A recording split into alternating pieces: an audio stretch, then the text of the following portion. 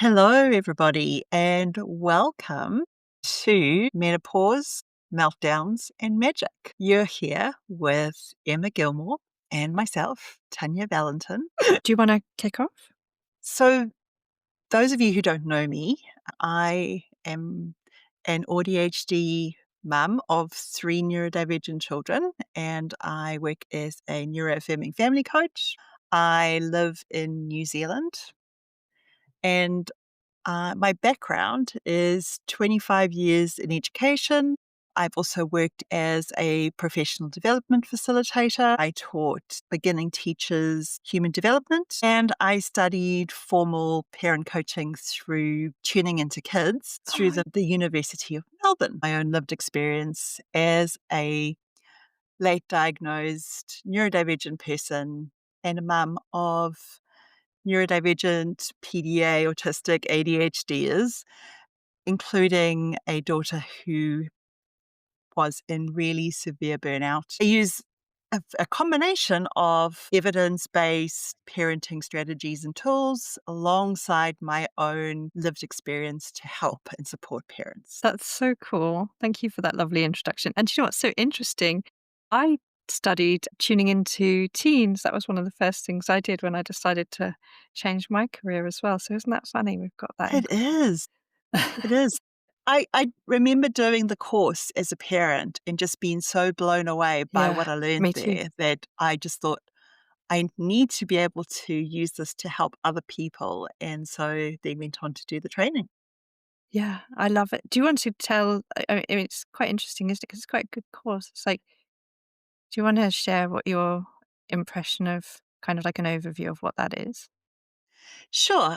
So it's based on the principles of emotional coaching by John Gottman. And in a nutshell, it's about supporting your children through a parenting style called emotions coaching, where you help Mm, your children to feel their emotions, you validate their emotions, you learn to sit with their emotions, which is an incredibly uncomfortable thing to learn to do, mm. instead of trying to fix all the situations or move straight into problem solving. There is a framework about how you can help your children to learn about their own emotions and emotional intelligence. The thing that I loved about it was I learned so much through the course about myself as a person and my own emotions and the things that were really uncomfortable for me.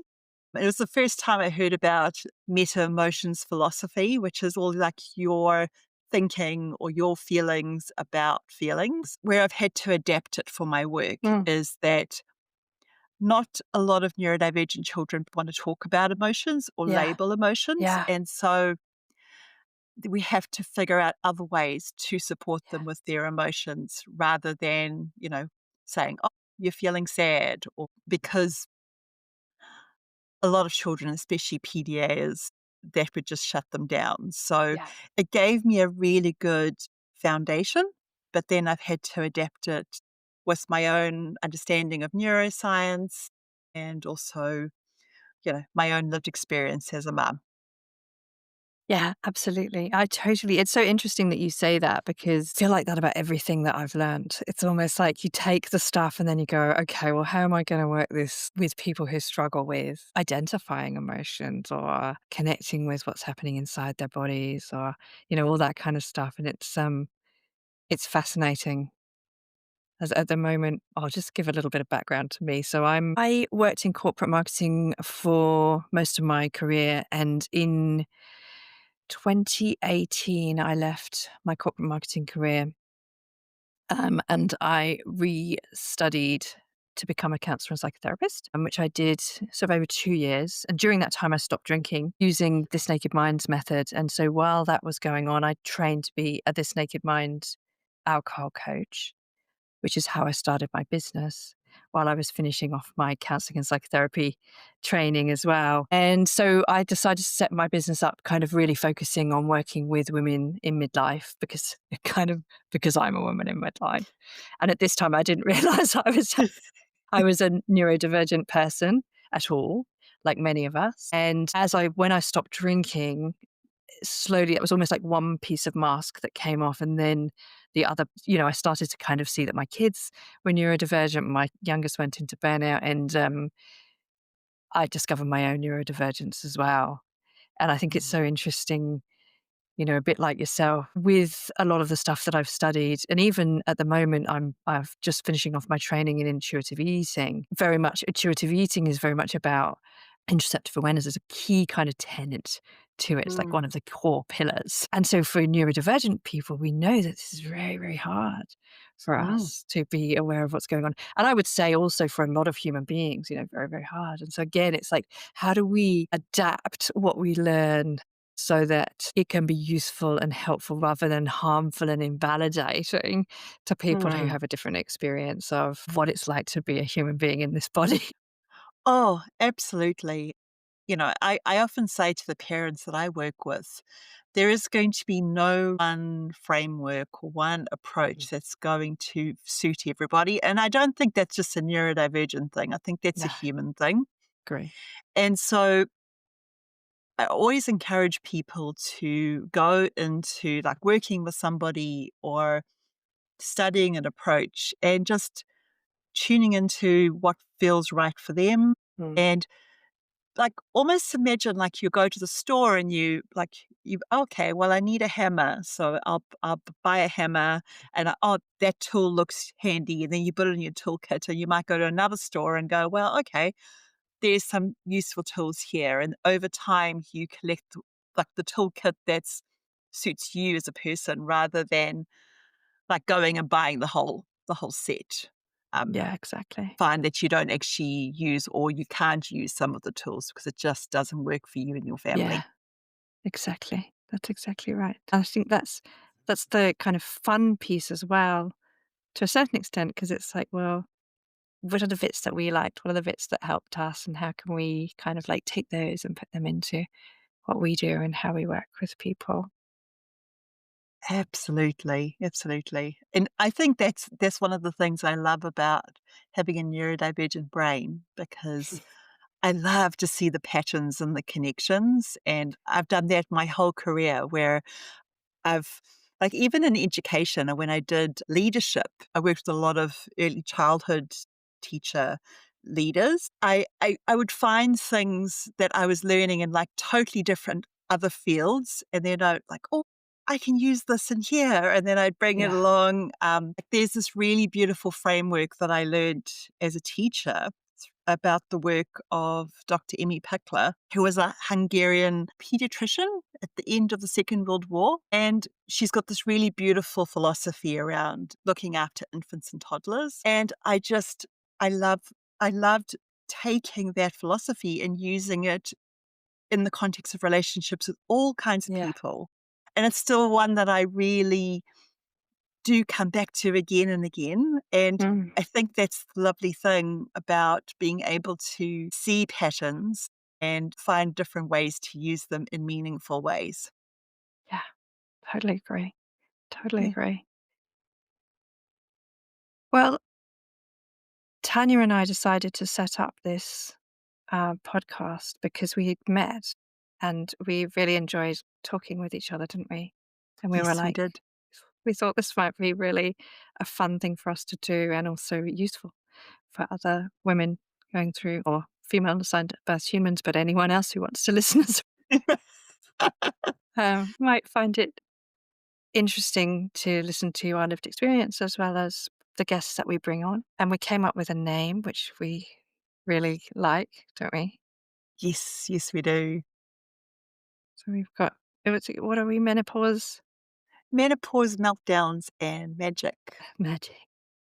Yes. I really like that too. What you can expect from our show Mhm. is a lot of conversations and talk around those subjects, these really big, meaty subjects that we are navigating, so many of us out there at the moment. Menopause, perimenopause, what's actually happening in our own bodies as women, as mums, as female assigned at birth. And then also the neurodivergent aspect, how Mm. that impacts us as people ourselves, but also as parents, because, let's face it, if you are neurodivergent, you've probably got neurodivergent children. And then I think for me, the magic bit, and you can totally chime in here, Emma, but I think for me the magic bit is really just about, how all the beautiful connections and how sometimes even though things can feel really hard and they are really hard, there's always a magic element to our lives, to our relationships with others. We're always learning new things. And that is something I think is truly magical. Yeah, yeah. It's like the sparkles, isn't it? The things that tickle our brains and make us Yes, excited, like the synchronicities of life. And you're like, oh, you'll be talking about something, and then suddenly I'll be like, oh, gosh, I looked at this the other day, and then off we go on a little journey of exciting adventure. absolutely, absolutely. And I love the fact that we have a lot in common, Mm. as Emma and I, and we still bring our own set of experiences and skills and expertise to the show as well. So really look forward for you to join us on this journey and to tune in. And we will be recording live on Instagram and Facebook. So if you do follow us on those platforms, you do have the opportunity to tune in and ask us questions online, or tell us more of what you would like us to talk about, or guests that you might want us to Yeah, interview. We'd be really open to all of that. so much. That would be so cool. And I think Tanya and I have a good sense of humor as well. And I think we can often have quite a big giggle as well. And I hope that we are able to offer you some of that lightness as well. Sometimes I think in the neurodivergent world, and when we've got some kind of heavy parenting stuff going on sometimes, or family stuff going on, it can feel like we are, like what Tanya said, it can feel like we're navigating some really heavy stuff. But like we say, there's always an opportunity to, have a little bit of a laugh. And sometimes we have a bit of gallows humor, but it's nice, and we all feel like we're, part of something, and that we understand each other, but also that it's not all doom and gloom. I think sometimes when people meet you as a neurodivergent parent, they're just kind of, they don't have the same lived experience. You can often find people kind of like backing away because it seems like it's a really sad story. But my experience is not that. Mm. My experience is it's not, yes, there's some difficult things about it, but it's not a tragedy by any stretch of the imagination. And in fact, there are some things about our lives that I am incredibly grateful and often delighted by. And I'm sure you feel similarly. Oh, absolutely. And I also think, through this journey, there is this real transformation that happens for us as people, as parents, and it is such a learning journey, but you have to be open to the lessons. It's so interesting that you're saying that because I was literally just talking in one of my groups about that whole concept of being in choice versus being in resistance to what is, that kind of idea. And it can be really hard for us sometimes to feel like that because, there's systems are broken, things are hard, Mm. tough stuff is tough. But there is a freedom, and I don't have it completely sorted by any stretch of the imagination in getting into a bit more of the acceptance and a bit more of the choice of life. And if Mm. I can get myself a little bit more in that place and, talk to that kind of concept, I think it's a really nice idea for us all, really, because sometimes I can really feel so much like that we've got the weight of the world, haven't we, on our shoulders, and everything's really unfair, and it feels like we don't have any choice. But yeah, it's amazing what can Yeah. change. It's one of those really fragile things, isn't it? Because, like you say, uh, uh, uh, the last thing somebody going through tough stuff wants to hear is about how it's all a lesson. Absolutely, And I absolutely. know when I was going through some really tough stuff, and people would be like, "Oh, and you'd Yeah. be like, "I don't want to hear that."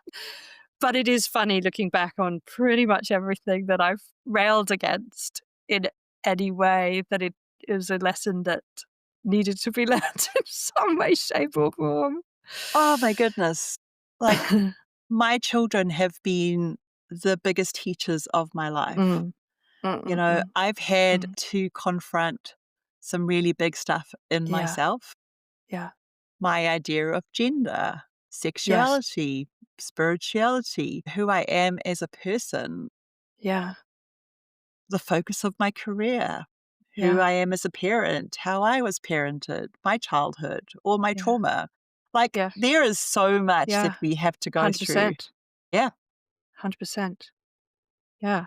Yeah, it's fascinating, and I think it will be a lovely journey, and I certainly for myself am not I have so much still, that I'm learning and discovering and trying to work through and work out.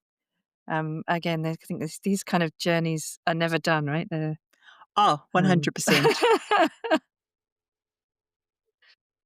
So hopefully, you will join us for our next episodes and join us on Instagram. And we look forward to this journey with you as our listeners.